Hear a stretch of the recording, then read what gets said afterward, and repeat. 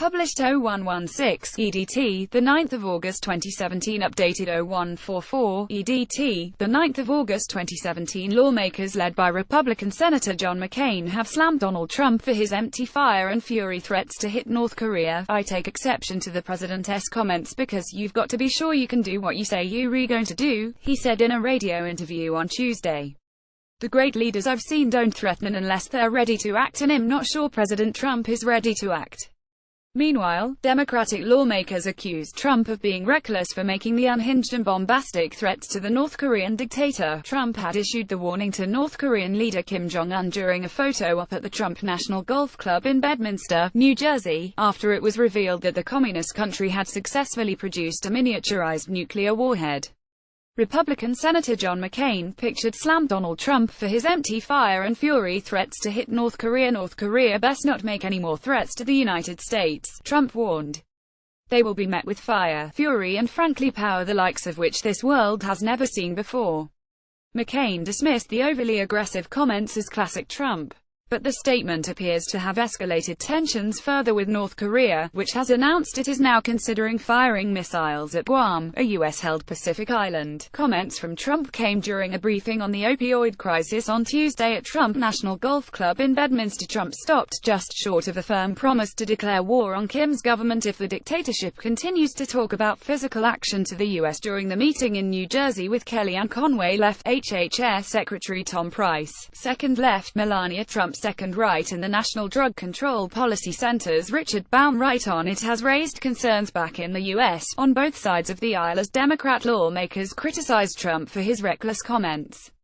"We need to be firm and deliberate with North Korea, but reckless rhetoric is not a strategy to keep America safe," Democratic Sen. Chuck Schumer of New York said in a statement issued Tuesday. California Sen. Dianne Feinstein agreed the president was not helping to de-escalate the situation with his bombastic comments, while New York Rep. Eliot Engel, the top Democrat on the House Foreign Affairs Committee, warned Trump may be drawing a line in the sand he can retreat from. "Make no mistake, North Korea is a real threat, but the president's unhinged reaction suggests he might consider using American nuclear weapons in response to a nasty comment from a North Korean despot," Engel said. Former U.S. diplomat Douglas Parle, now with the Carnegie Endowment for International Peace think tank in Washington, said Trump should not get into a war of words with Pyongyang. "It strikes me as an amateurish reflection of a belief that we should give as we get rhetorically." The comments raised concerns back in the U.S. on both sides of the aisle as Democrat lawmakers California Sen. Dianne Feinstein left and Sen. Chuck Schumer of New York right warned the president was being reckless. "That might be satisfying at one level, but it takes us down into the mud that we should let Pyongyang enjoy alone," said Parle, who served as a White House official under previous Republican administrations. A Japanese government source said Japan was not asking for Trump to tone down his remarks, based on its all options are on the table stance.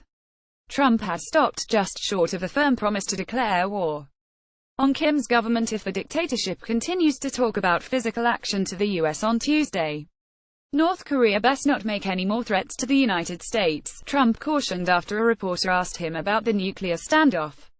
Trump told the world Tuesday morning that it must be vigilant against North Korea in the face of new threats from the country's young dictator.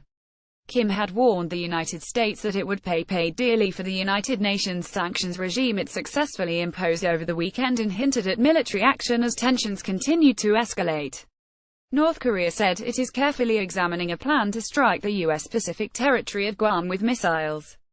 The strike plan will be put into practice in a multi-current and consecutive way any moment once leader Kim Jong-un file above makes a decision. Physical action will be taken mercilessly with the mobilization of all its national strength, North Korea's state-run news agency said Tuesday. After Trump's fire and fury warning, Pyongyang said it was carefully examining a plan to strike Guam, home to a U.S. military base that includes a submarine squadron, an airbase and a Coast Guard group. A Korean People's Army spokesman said in a statement carried by state-run KCNA news agency the plan would be put into practice at any moment once leader Kim Jong-un makes a decision. North Korea also accused the United States of devising a preventive war and said in another statement, citing a different military spokesman, any plans to execute this would be met with an all-out war wiping out all the strongholds of enemies, including the U.S. mainland. Washington has warned it is ready to use force if needed to stop North Korea's ballistic missile and nuclear program, but that it prefers global diplomatic action, including sanctions. The UN Security Council unanimously imposed new sanctions on North Korea on Saturday. A Washington Post report earlier in the day on Tuesday suggested that North Korea had invented a miniaturized warhead that it has the capability of attaching to the intercontinental ballistic missiles it's been testing. Guam, which is known as the tip of the spear, is home to thousands of American service members and their families at both Andersen Air Force Base and Naval Base Guam. A Washington Post report on Tuesday suggested that North Korea had invented a miniaturized warhead that it has the capability of attaching to the intercontinental ballistic missiles it's been testing. The development brings the country dangerously close to its goal of creating a nuclear weapon that can hit targets in the U.S. Guam, which is roughly 2,128 miles from North Korea, is home to both Andersen Air Force Base and Naval Base Guam. The two U.S. military bases house nuclear bombers and other key assets. They both fall under Joint Region Marianas. Andersen Air Force Base is located on the north end of Guam, approximately 15 miles from the capital Agana. It is in the village of Yigo.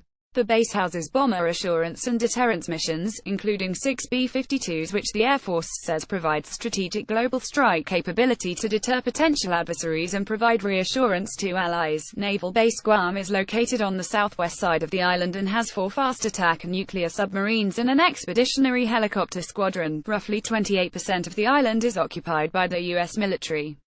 At least 6,000 U.S. troops are stationed there. Alaska, Hawaii and California would be at an especially high risk if Kim's scientists finish the weapons and North Korea decides to use them. Sen. Dan Sullivan, Alaska, said on Tuesday that he is seriously worried about a possible North Korean missile strike on his state as well as the rest of the United States. There's concern, but there's also pride, Sullivan said on Fox News The Story Tuesday. Alaska is the cornerstone of our nation's missile defense. He added that Alaska's Missile Defense Battalion is literally protecting the country. The Alaska Guard unit there calls themselves the 300, protecting the 300 million, Sullivan said. So that's what they're doing now, protecting us. According to the report, U.S. officials estimate that Kim now has 60 nuclear weapons in his possession. By comparison, the U.S. is estimated to have more than 6,800 in its stockpile, and Russia is thought to have 7,000. Shortly after Trump's morning message, United States Ambassador to the United Nations Nikki Haley appeared on Fox Friends to deliver tough talk to North Korea and take a victory lap on sanctions. The United States will respond accordingly, and I think the international community will respond accordingly, she said of the dangerous actions that Kim could take in response to the punishing actions.